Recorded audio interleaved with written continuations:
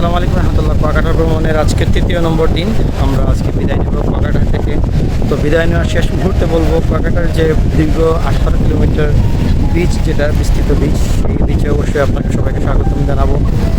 এবং অবশ্যই কুয়াকাটা একবার ঘুরে যাবেন। কুয়াকাটার বিভিন্ন যে দর্শনীয় স্থানগুলো আছে, প্রাকৃতিক যে স্থানগুলো আছে, অবশ্যই দেখবেন। আর কুয়াকাটার নিয়ে সম্পূর্ণ যে লাইভ বা ভিডিও আমার হয়েছে, এবং এটা যে ব্লগ আকার আমি করে নিচ্ছি, এটা অবশ্যই আমার ইউটিউব চ্যানেলে এবং সানরাইজ ট্যুরিজমের পেজ গ্রুপে, সানরাইজ ট্যুরস অ্যান্ড ট্রাভেলসের পেজে এবং সানরাইজ ট্যুরিজমের গ্রুপের পেজে অবশ্যই আপলোড করা হবে।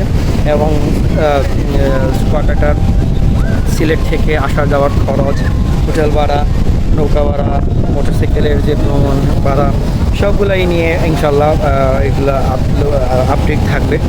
সো আজকের মতো বিদায় নিচ্ছি ইনশাল্লাহ। সানরাইজ ট্যুরিজমের পক্ষ থেকে সবাইকে স্বাগতম জানিয়ে অবশ্যই আবার আল্লাহর হুকুমে, আল্লাহ যদি বাঁচায় রাখেন, নেক্সট কোনো ইভেন্টে আমাদের দেখা হবে। আমরা হয়তো সুন্দরবনের প্ল্যান করছি, অথবা বান্দরবন হয়তো বা হয়ে যেতে পারে জীবন একটা ট্যুর। আর আমাদের সাথে থাকবেন, আমাদের পেজে, আমাদের গ্রুপে লাইক দিবেন, ইনভাইট করবেন, বেশি বেশি করে ভিডিও শেয়ার করবেন। সবাই ভালো থাকবেন। ধন্যবাদ। আসসালামু আলাইকুম রহমতুল্লাহ।